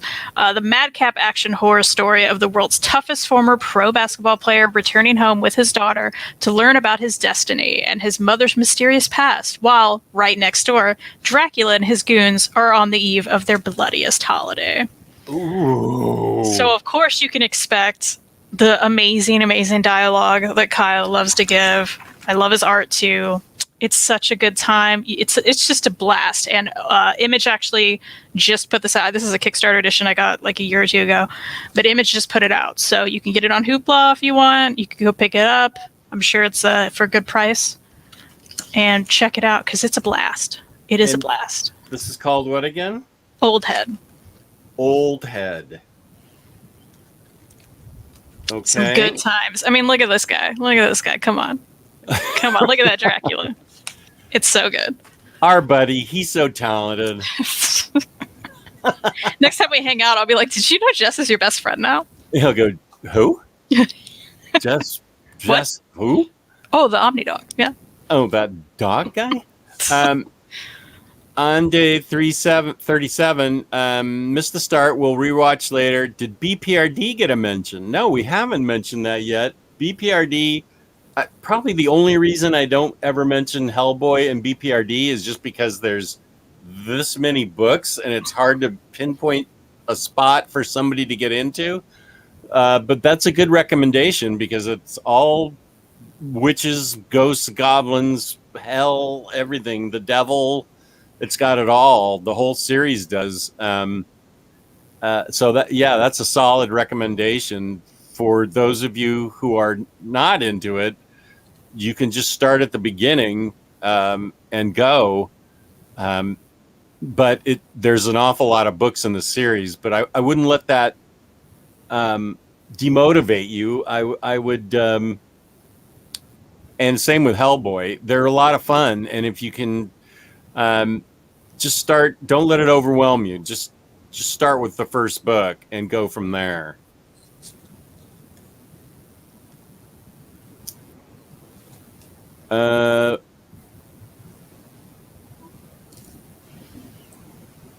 Very creepy. Wait, with witches, Ben says, with witches, I love Snyder's take of the dread of keeping a child safe as being like having an internal organ on the outside of your body. Very creepy book with trippy jock art. Yeah, that's a good description of it.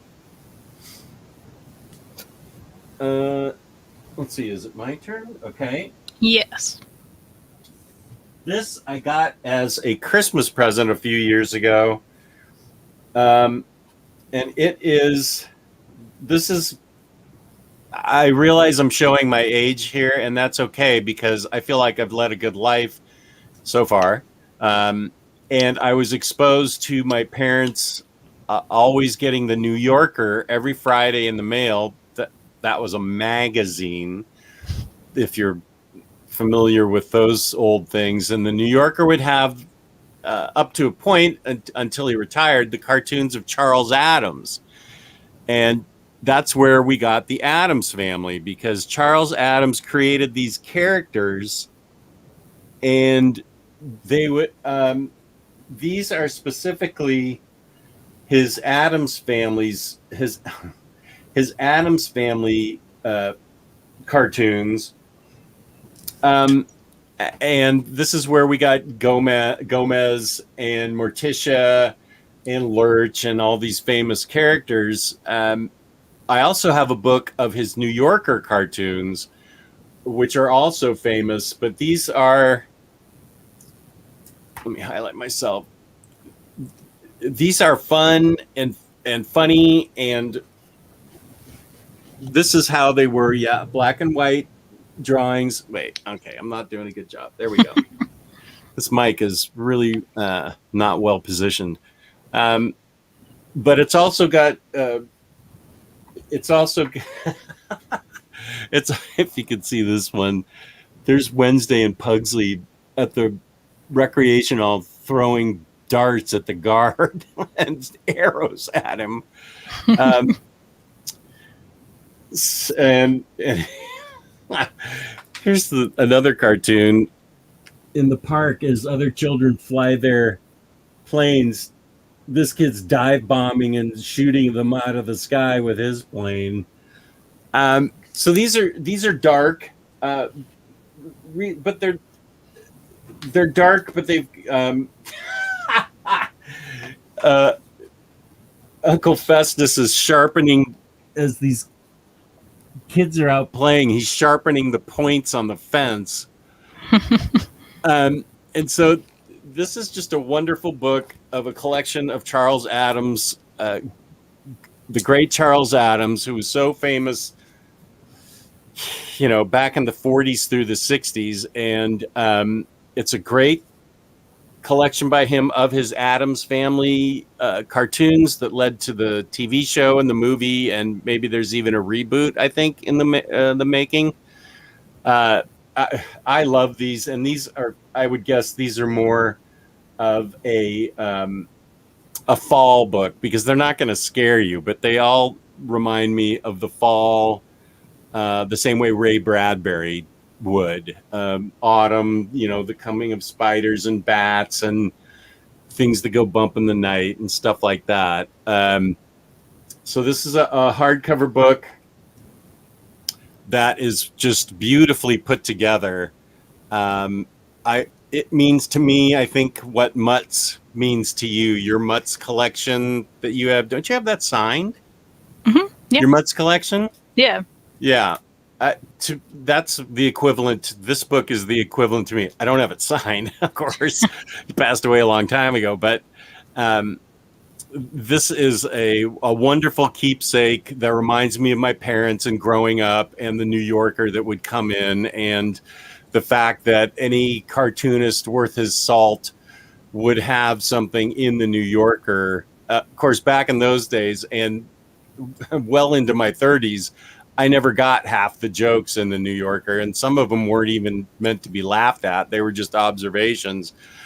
But the New Yorker was a magazine like TV Guide and National Geographic that like every family got back in the 60s and 70s. And it makes me kind of sad thinking about how wonderful that was in Time magazine, how wonderful it was to get those things in the mail. And I would read them as a kid, and they're no longer here, but you can relive the greatness of Charles Addams through this book.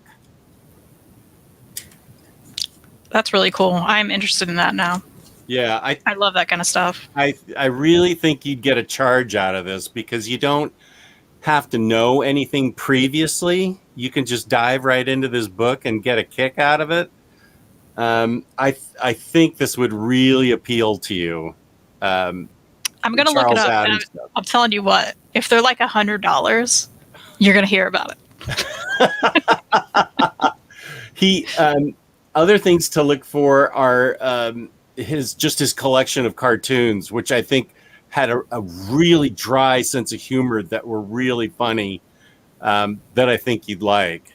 Okay, cool. I'm writing it down. Okay. It's happening. All right.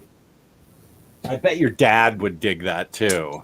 Yeah, probably. All right. Is he close to my age or younger than I am? He's younger than you. Oh. Not by tons. Okay, thank you. Sorry. Do you want me to say older? Do you want me to just say it? No, it's okay. I'm going to make it up. I'm continuing my... I found that a lot of all ages Halloween books appeal to me, right? And this is a great one. Creepy Case Files of Margot Malou. There's 2 of these out. They're little hardcovers. First Second puts them out. I believe this started as a webcomic. Please don't quote me on that. I can't really remember. But I love the art. And let me read the back for you. Charles just moved to Echo City, and some of his neighbors give him the creeps. They sneak into his room, steal his toys, and occasionally they try to eat him. The place is teeming with monsters. Lucky for Charles, Echo City has Margot Malou, monster mediator. No matter who's causing trouble, Margot knows exactly what to do. The neighborhood kids say monsters are afraid of her. It's a good thing, because Echo City's trolls, ogres, and ghosts all have one thing in common. They don't like Charles very much. So it's about this new kid in town, as you just heard, and he meets Margot, and she is very good at, helping. There's like if I remember correctly, it's been a bit since I read this, but it's one of those the kids can see the monsters kind of thing, but the adults don't really know anything about that. So he kind of stumbles upon like, oh, things are happening. There's monsters here, and I had no idea kind of thing in this world. And Margot's sort of just like I said, she's a mediator. She's not like killing these monsters. She's just trying to help get them out from where they shouldn't be, messing with humans. Like, she is the mediator among them, and you get to learn that not all the monsters are bad. And it's very fun and delightful and just great all ages. What is it again? Margot? The Creepy Case Files of Margot Malou. So there's two of these. There's, what are they called? Just the first one, and then there's the Monster Mall. Margot Malou. Malou. All right. And then a question Max had. I feel like Matt, he says, wasn't Cousin It something too horrible to draw a show in the original comics? If I'm correct, and it's certainly possible that I'm not, I feel like Cousin It and The Thing were both TV creations.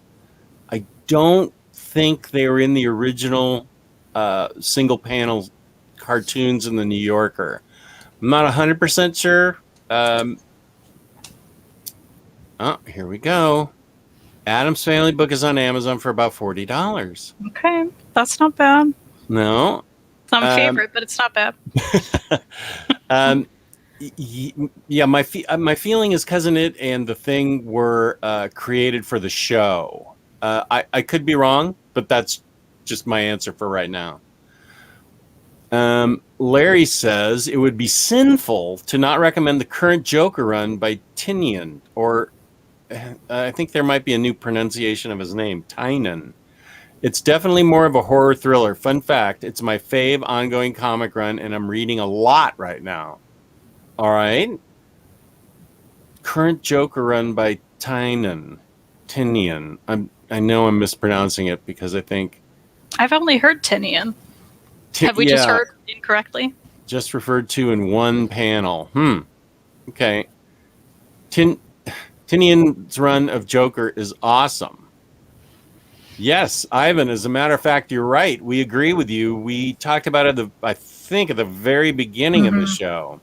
Yep. We are huge Harrow County fans. So good. I also made my dad get that. Nice job. Browbeat him into that. You only browbeat him into the best. That's right. He needs to listen to me more. Like me. Of course I listen to you. Where's that cat? Yeah, I got to get it. That's right. It's going right under the bird. It's going right under there. Is that it for you, or do you have one more? Because I have one more. Give me yours, and then I'll do my last one. Oh, okay. Because I just went. Right, you did. I knew that. Sure. Mine is going to be Monsters by Barry Windsor Smith. Only because it shows, well, first of all, the artwork is just amazing. It is, I feel like this was his lifetime work, his like Mona Lisa. It just feels like I have a whole review on my channel about Monsters. If you want to know more about it, look at OmniDog's Vault for Monsters. It is a brilliant book, and the reason it's scary is because it shows what monsters men can be. How we all have, well, we don't all have, well, I would guess we all have monsters within us, and some do a better job of mushing the monster down than others. But in this book, the monsters doesn't refer to the monster that's created, but the monsters that create him. And it's very chilling when you think about how this monster in the book was created.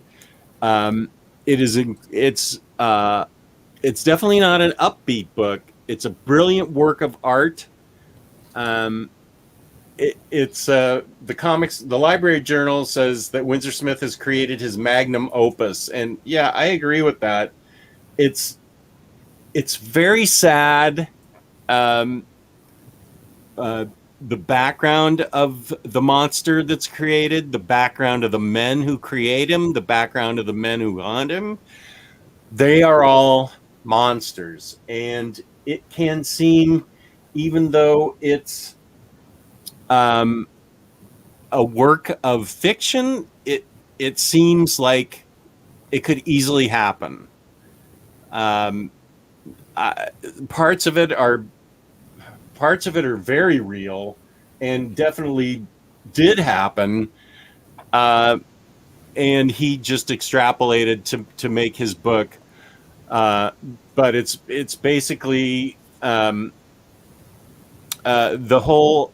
There's a story behind it that I go into in my video about how he went to the editors at Marvel with the idea that the Hulk. One of the reasons the Hulk is who he is because he suffered from child abuse. That's Hulk 312, I believe, is the issue, and I cover that in my video. They tabled the idea. Somebody wrote it. Somebody found the idea and wrote it and took credit for it. And this is the idea that the German of an idea, extrapolated, expanded, completely written. It's his vision of what that could be. So this book is genuinely scary because it's so real about how monstrous some men can be. And it won't, I don't want to say it will change you, but it makes me look at things a little bit differently now. Some books, some comic books definitely can have an effect on you, and this one definitely had a big effect on me. Don't go into it lightly expecting a superhero book. It's more about man's inhumanity to man. I still have that sitting by me. I need to read it. I think you will consider it brilliant. It's been one of those. I know it's going to be heavy, so I've been. I got to be in the right mind space for that. Mm-hmm. Yeah, well, that's what happened with me in Upgrade Soul. Maybe that's the one you browbeat me into. Oh yeah, probably. Yeah, I think maybe that was it. That sounds right. I'll take that. That sounds good. Mm-hmm. All right. Speaking of good, one I've talked about before, but I have to mention again. Oh yeah, of course. John Allison's Steeple. Oh, I love it so much. Let me read you the back. Two women with wildly different worldviews become unlikely friends as they navigate the supernatural happenings in a sleepy coastal parish, and soon find themselves forced to choose sides in the war between good and evil, facing demons, curses, and a miniature rapture. It's so good, guys. It's so good. I don't know what more I can say about it. I mean, there's creepiness. There's, it's funny because it's John Allison and he's always funny. The characters are so good. They're lovely. And you'll get to the end of this and be like, where's the rest? Well, there's volume 2 now. So you get the rest. Because when you were experiencing volume 1 and there wasn't more, you're like, crap. But it's fine. It's out now. And you can have fun with it. So just 2 volumes. That's all you need. It's Dark Horse. It's fantastic. I read the first volume and I agree 100%. That was a fun, great, interesting book. So now I need to get volume 2. You do. I really dug the first trade of Steeple.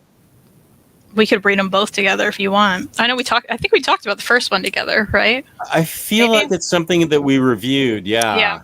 I really dug it. Yeah. Because I actually haven't read volume 2 yet either. I just know there's more and I'm excited.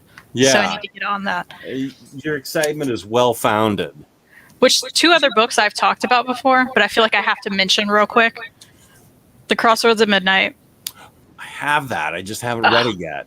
It's so good for the season. It's short, spooky stories. There's a lot of creepiness happening. I will. Beautiful black and white artwork. Yeah, you got to get on it. I'm reading it tonight. I'm going to pull it out of the stack. I know right where it is. I will pull it out of the stack. It's a pretty quick read too. Like it's a little chunky, but it's worth your time. And with that, The Last Halloween, also by Abby Howard, first volume, Children. This is it's just so good. It's so good. Did you browbeat me into buying both of those? Probably, because I was like, they're so good. You have to. Yeah. It's a great time. They're this is more fun. This is more creepy. There's some creepy elements in this, but I mean, it's called The Last Halloween. It's for the season, right? So these 2 together, this is what you want. You gotta. You have to. Yeah. I know, right? Well, they're at the bottom of the stack, but I don't care. I'll just move the stack a little bit and get to them. Read this one tonight, though. Let me know what you think. Can I read both of them tonight? Yeah. Okay. Yeah. I didn't want to give you too much homework. Okay. I didn't want to beat you so much, right? Well, okay. Yeah. Okay. Fine. Read both. I'll try and save one for tomorrow because I just realized perfect. that Taylor and I might be doing a crime corner tonight. Oh well. And it's also date night with my wife, so. So you got a lot going on, but you can fit this in. Too. Okay, I can fit that in. Yeah. Let's just talk real quick before we sign off. DyingBreedCollectors.com. 10% off for one more day on all Spider-Man books using the code SpiderDog. We both. Oh, I meant to mention that my what if. You could throw that thing off a top of a house and that book would be fine. It was packed so sturdily. It took me 10 minutes to get it out of the box. I was just going to say the last book I got from him was the same deal. I had to get scissors and I was cutting tape, but it was perfect because I needed to not move. So it was like, yes, I want it to be hard to open. This is great. Yeah. So you don't want to just to rip open the envelope and the book falls out. Yeah. Amazon.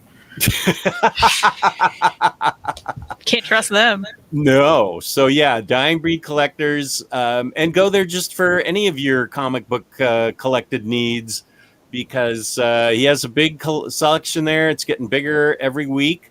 So check it all out there and tell him that OmniDog and OmniCat sent you.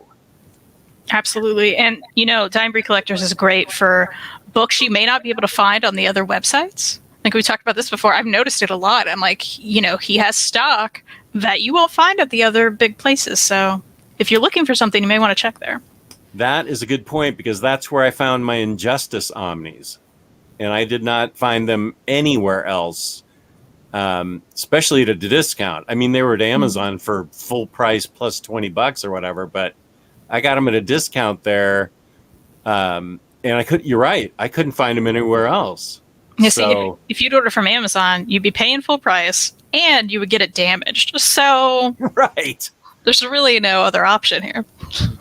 You're exactly right. And we will have that be the last word. OmniCat, where can they find you on the internet? You can find me at Instagram at The Comic Slayer. Just mentioned my lovely cat Willow. You can find there. She's in boxes. She's reviewing books. It's a good time. So is Buffy. They're lovely. Check me out there. And, I would say every Sunday, but not anymore because of my work schedule. So you can follow Fangirls on Twitter at Fangirls with a Z Live. And that's where we will update you on our schedule. So when next shows are happening, you can check those out. Lloyd, yeah, we had to make this a Friday because of Kristen's schedule. It may move around, but I'll always let you know ahead of time, which I forgot to do today.